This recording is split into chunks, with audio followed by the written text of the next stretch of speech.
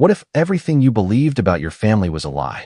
Imagine discovering, in the quietest, most private moment of your life, that the man you have always called father, your rock, your guide, your ultimate authority, wasn't your father at all. That the blood running through your veins isn't what you thought it was. For Prince Harry, that day came suddenly, violently, and irrevocably. One DNA test would shatter everything he had ever known. One revelation would send shockwaves through the royal family, the media, and the world itself. And one truth would ignite a firestorm that could never be put out. Before we continue, please hit the like button, subscribe to the channel, and turn on the notification bell for updates. For decades, the British monarchy has presented itself as an unshakable institution, a symbol of stability, tradition, and continuity. Generations of carefully curated images, smiling waves, grand state events, and polished speeches have created the illusion of perfection. But even the most flawless surfaces conceal fractures beneath.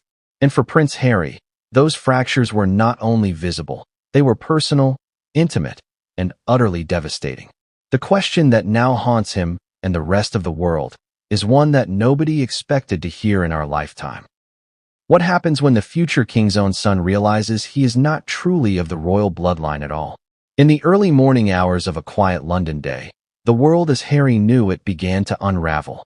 The DNA test results, once thought to be merely a precaution or curiosity, had confirmed the unthinkable.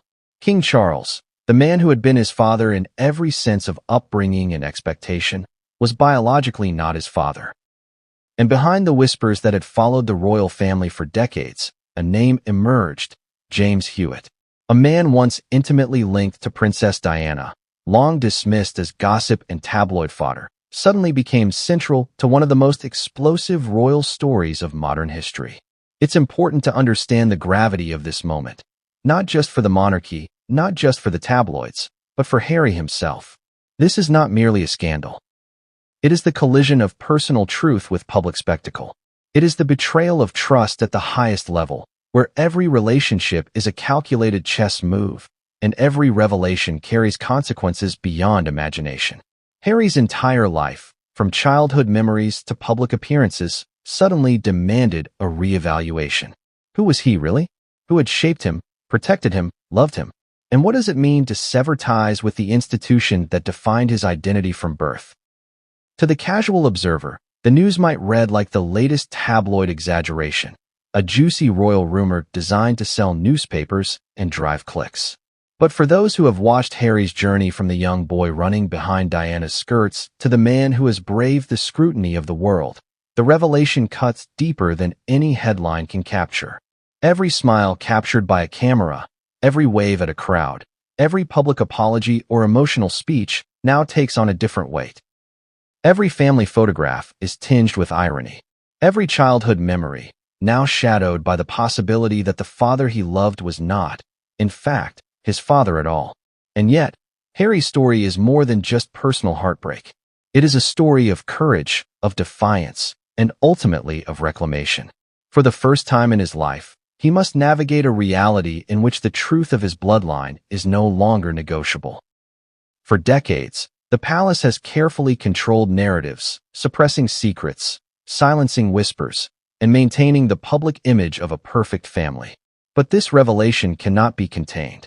It is explosive, it is raw, and it challenges every principle the monarchy has built itself upon. So why does this matter now?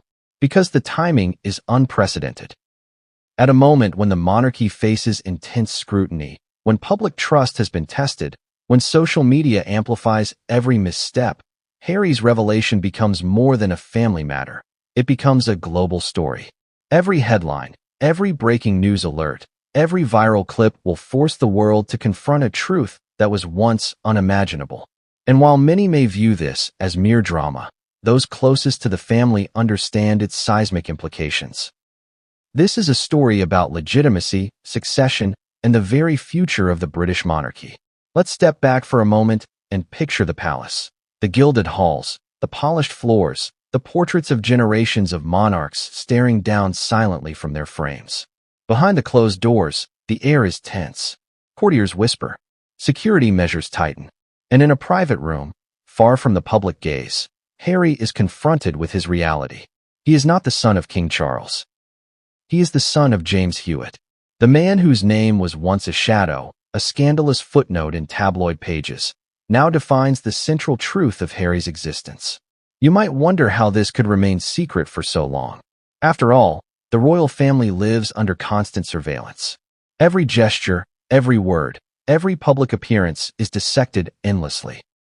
And yet, even in the glare of the world's eyes, some truths remain hidden, carefully tucked away, dismissed as rumor, minimized, or simply ignored.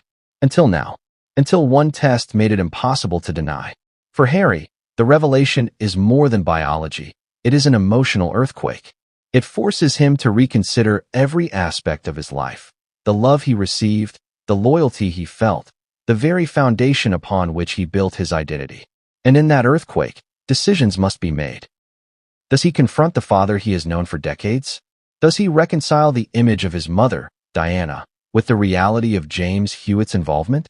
And most importantly, does he accept the life he has been living, or does he sever all ties and embrace a new reality, one entirely of his own making? Imagine the confrontation, the tension, the words unsaid, the stares that carry centuries of expectation. Harry, poised, composed, yet internally seething, informs his family. The truth is not what they believed. The bloodline they so carefully preserved, the legacy they so meticulously constructed, is now disrupted.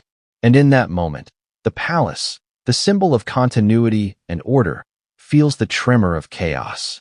Public reaction, of course, is immediate and brutal. Headlines explode. Social media erupts with speculation. Talk shows debate endlessly.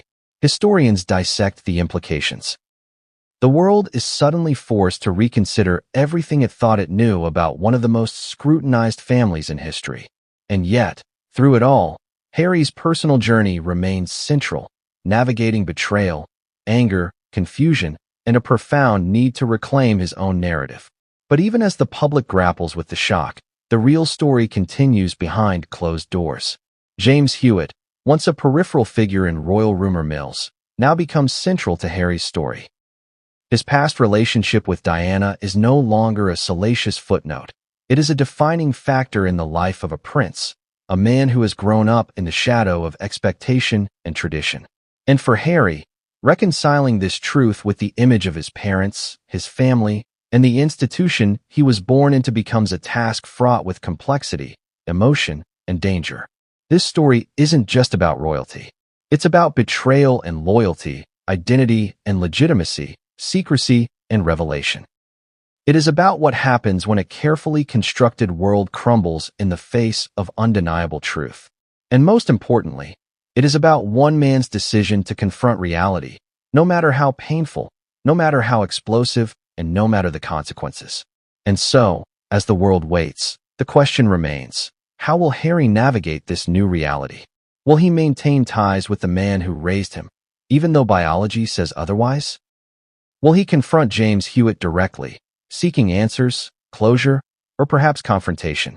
And most chillingly, what repercussions will this revelation have for the monarchy itself, for the public, and for history as it is written from this moment forward? But what came next would change everything, and no one saw it coming. What if the perfect family you saw in glossy magazines and state events was nothing but a carefully constructed illusion? How deep do the cracks run in the walls of one of the most powerful institutions in the world? The British royal family has long presented itself as untouchable, flawless, almost untethered from the messy realities of human emotion.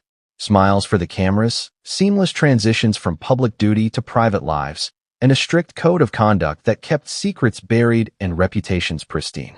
But appearances are often deceiving. And in Harry's case, those cracks were not just visible. They were personal, intimate, and dangerous. The image of the royal family is one of order, tradition, and continuity. Generations of monarchs have cultivated the idea that their bloodline is sacred, untouchable, and beyond reproach. Every photograph is carefully staged. Every public appearance is meticulously scripted. Every gesture, handshake, and wave has been analyzed and optimized for maximum effect. And yet, for all the planning, all the control, something as simple as DNA, threatened to undo centuries of image management in a single moment. From the outside, Harry's childhood appeared idyllic. A prince playing in gardens, a young boy at the side of his mother, Princess Diana, capturing hearts worldwide with her warmth and charm. But behind the closed doors of Kensington Palace and the countless royal residences, tension brewed quietly, often unnoticed. There were whispered disagreements between Charles and Diana, hints of favoritism, and subtle signs that all was not as seamless as it appeared. The monarchy, after all, is a machine built on hierarchy, expectation, and conformity. There is little room for deviation, especially from a child who dares to feel too deeply, think too freely, or question too boldly. Harry grew up observing patterns he couldn't fully understand at the time. The way conversations would stop abruptly when certain topics were mentioned, the fleeting glances exchanged between family members, loaded with unspoken meaning, the subtle avoidance of questions about the past, the mysterious tension around figures like James Hewitt, whose presence in Diana's life had always been a source of quiet speculation. Harry noticed these things. He may have been young, but children absorb more than adults realize. And those early observations planted the seeds of doubt, curiosity, and eventually, suspicion. It's one thing to deal with public scrutiny.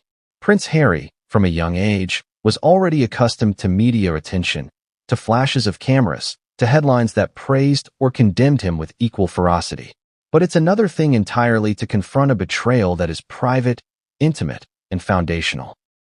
The palace's image of perfection could not shield him from the emotional reality of discovering that the man he called father might not be his father at all. How do you reconcile a lifetime of love, respect, and loyalty with a truth that turns it all upside down? To understand the weight of this revelation, consider the monarchy's obsession with bloodline. Succession, legitimacy, and the continuity of power are all determined by birthright. Every prince, princess, and heir is scrutinized for their lineage. Every connection, every relationship, every ancestry charted with precision. In this world, the truth of one's biological father is not just a personal matter. It is a matter of history, politics, and national interest. And for Harry, realizing that King Charles was not his biological father meant more than a family crisis. It meant a potential rupture in the very foundations of the institution he was born into. Imagine being young Harry, growing up with the knowledge that he was supposed to represent a specific lineage, uphold certain traditions, and eventually fulfill a role within a complex hierarchy of power. Now imagine learning that the biological reality of that role is fundamentally different, that the bloodline you were born to honor, the father you were meant to follow, the legacy you were expected to protect, all of it is built on a misconception. The cognitive dissonance is overwhelming. The anger, confusion, and betrayal are immediate. And yet, Harry could not allow himself to act rashly. In a family where discretion is a form of currency, every move must be calculated, every reaction measured, every emotion suppressed, at least publicly. Even Diana's presence loomed large in this story. She was not just a mother. She was a symbol of compassion, empathy, and vulnerability within a rigid institution. Her relationship with James Hewitt had always been whispered about in tabloids, ridiculed in gossip columns, dismissed in official statements. But for Harry, it was never just gossip. It was context. It was a piece of a puzzle that he had observed, wondered about, and felt intuitively, even as a child. The subtle ways Diana's moods shifted, the private moments that hinted at unspoken truths, the quiet defensiveness when certain topics arose, all of it now took on new meaning. The cracks in the royal image were not just metaphorical. They manifested in daily life. Small tensions between Harry and other family members, unspoken rules he struggled to follow, subtle reminders that he was always being watched, evaluated, and compared. In public, he smiled, waved, and performed the role expected of him. But privately, he began to sense that something fundamental was missing, something no royal protocol could provide. And that sense, that gnawing intuition, would become impossible to ignore once the DNA results arrived. To understand Harry's position, it's essential to grasp the duality of his existence. On one hand, he was a prince, raised with privilege, opportunity, and expectation. On the other hand, he was a human being, capable of doubt, capable of pain, capable of questioning.